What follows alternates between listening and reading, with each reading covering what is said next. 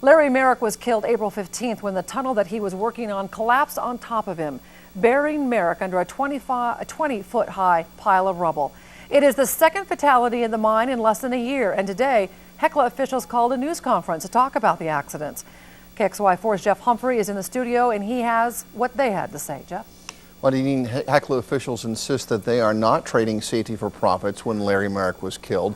CEO Phil Baker says the same mining practices have been used on level after level of that mine without cave-ins. But because the Lucky Friday is now going deeper than ever before and into different geology, Hecla officials say they've agreed to change some of their operations. The cave-in that killed Larry Merrick happened in a place where two veins of silver ore come together. Mine safety and health officials say Merrick was working in an unusually wide tunnel, and managers had not installed enough ground support to prevent the stope from collapsing. In this case, the pillar appears to have failed. So yeah, we are changing our procedures with how we'll mine these pillars. Lucky Friday is also changing the width of the tunnels it uses to get at the ore. From now on, they're blasting narrower stopes that are less likely to cave in. If there's anything that we want, it's to operate these mines as safely as you can possibly operate them. And so when we look at these reports, we look at for the opportunities to improve our activities.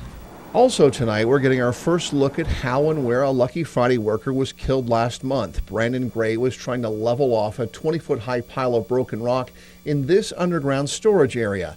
The pile gave way and Gray was buried underneath the debris and suffocated before he could be rescued. Gray was wearing a safety harness, but the safety line extended and did not prevent Gray from being engulfed by the debris.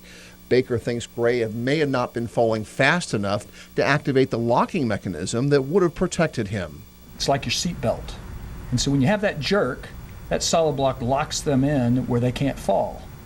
Well, that's not what happened here. You had that slow movement, and so that solid block never engaged. Now, in their citation involving Merrick's death, federal safety officials accused Lucky Friday managers of aggravated conduct constituting more than ordinary negligence. Now, that language was not repeated in the final report that was issued today. Jeff Humphrey, KXLY4.